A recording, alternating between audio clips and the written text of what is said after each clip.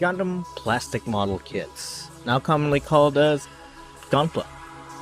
Decades of engineering and innovation has driven these plastic toys to whole new levels of style, articulation, and accessibility. From a small and simple to large and intricate. From serious and deadly to small and adorable. There's truly a model kit for everyone. Bandai, the big company who is the plastic crack dealer themselves, has some kits they do not want to come back. Most of these were of course kits that have been replaced with updated versions. There's also kits they just won't bring back because they were unpopular. I was gonna say Gundam Airmaster was one of them, but they actually brought it back. As a premium Bandai, another such case is the kit in today's title, G-Saviour. This kit was released way back in the year 2000, 25 years ago as of this recording. Now they did a reissue in October 2017. For today's review, we're gonna be looking at a brand new high grade of the G-Saviour itself. And I think this box came from the first printing. Let me show you how I know. Opening the box, you get 3 bags of runners, a tiny sheet of stickers, and this tiny ad for the Wonder Swan color. If you don't know what that is, this is basically a direct competitor to the Game Boy, and even launched a year earlier. And when I say Game Boy, I mean the Game Boy Advance. It was a success in Japan, but they never brought it overseas. When the Game Boy Advance came out, everyone forgot about this nifty handheld from Bandai. Looking at the bottom of the box, you'll see a bunch of dates for CD releases relating to the G-Saviour franchise, singles, soundtracks for the movie and the PS2 game. They really thought this is gonna be a big hit. They were really banking on this. And now barely anyone knows about this. But I'll never forget you. Not in a million years. So how does it feel building a G-Saviour kit? It's a super simple kit. If you've built an entry grade that came out from today or a few years before, it's gonna feel like that. It's very simple. It uses polycaps. It is from the 2000s after all. A lot of kits today don't even use polycaps, not even entry grades. The only interesting thing about this build is probably the backpack, because it's quite unique. It kind of reminds me of F91, but doesn't really build like it. It's a much simpler version where the thrusters are piled on with these fins, I guess? There's no articulation to it, it's just one big block of boosters. And then there's actually thrusters if you look at the underneath, other than the verniers on top. I think it looks really cool. There's my bias showing up, I'm sorry. But whether you like it or not, it's probably the most interesting part of the build. So if I have to rate the build experience, I'd say it's equivalent to a modern entry grade, maybe a little lower than that. It's nothing revolutionary, but at the same time, it's pretty alright. It doesn't do anything new, but it's enjoyable.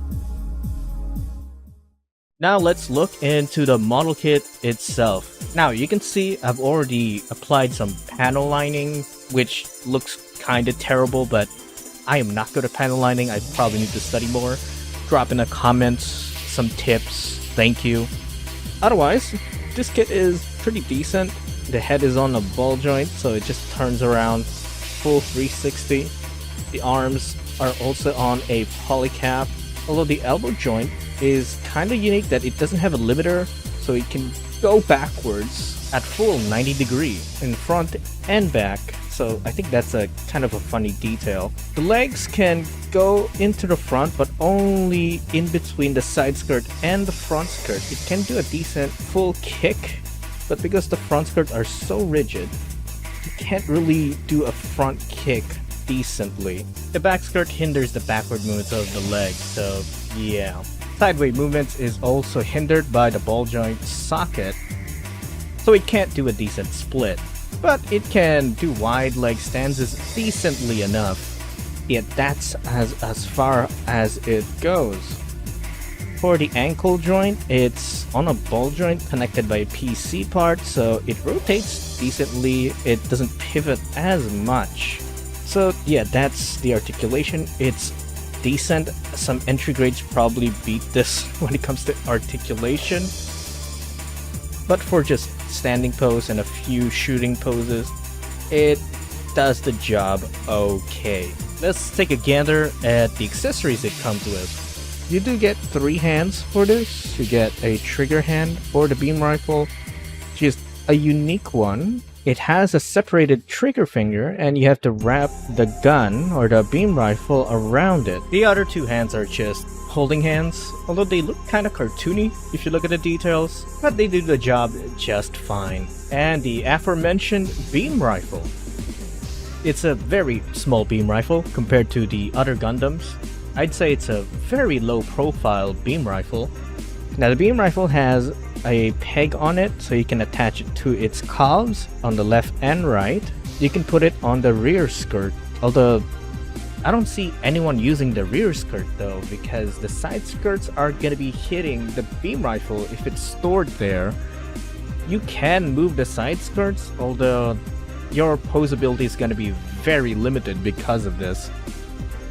The next accessory is a beam saber, a fully translucent blue beam saber, which is interesting because in the old days, beam sabers tend to be molded in full white plastic or even a different color. But with G-Saviour, it molds its beam saber handle and the beam in translucent plastic.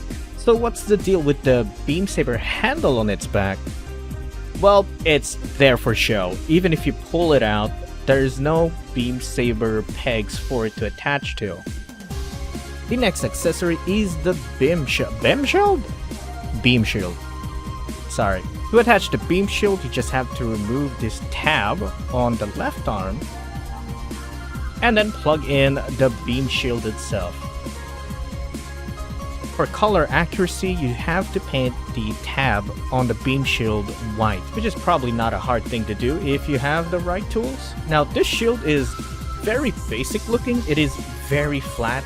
It doesn't even curve like into the arm. Not to mention, it is quite small. It makes you wonder how well it defends against ranged attacks. But aesthetic-wise, I think it looks just okay. I feel like they should have just given this a solid shield. With all of the accessories attached, it looks pretty standard. It's a Gundam with a beam rifle and a beam shield and 1 beam saber. It can look cool if you pose it right. Of course, you can say that with any model kits, but this one has decent enough articulation to pull off some poses for size comparisons. Here's the G-Saviour next to the high-grade RX-78-2 Gundam, the real-grade God Gundam, the high-grade Gundam X, the high-grade GM, the high-grade G-Quux, the high-grade Fenix Gundam Destroy Mode, DC Multiverse Batman Beyond, and lastly, my 1/6 scale Haman Karn doll. So how would I rate this kit out of 10? 10 out of 10. This is the best model kit from the best movie. You should go watch the movie. It is on YouTube because Bandai and Sunrise doesn't give a shit about this movie. Bandai, I am coming for you. If you don't reprint this, I will tear out your... I would probably give this a 6 or 7 out of 10. It is decent looking enough, but it doesn't do anything really new, even for its time. But if you like the aesthetics, I could probably recommend it. But ultimately, I can't recommend this today, because they haven't reprinted this thing since 2017. This kit goes for $40 if it shows up on any store. I got mine from Mandarake, and this rarely turns up. So this kit is really rare. Even with the reprints from 2017, this retailed for less than $20. Less than 20! This wouldn't be possible without my friend Crucicide. I'd like to thank Crucicide for providing me this model kit. If you like super robot model kits, he's got you covered there. And he also reviews master grade F90 kits. Go check him out and subscribe to him. So that's gonna be it for this video. Thank you so much for watching up to this point. If you like it, go hit the like, subscribe if you want to see more. I know I haven't uploaded shit in a while. Also, do check out my fighting game. It's a fighting game with my OCs on it, so I hope you're gonna give that a shot. It's for free. Other than that, thank you so much. Hope you have a wonderful day. Peace out.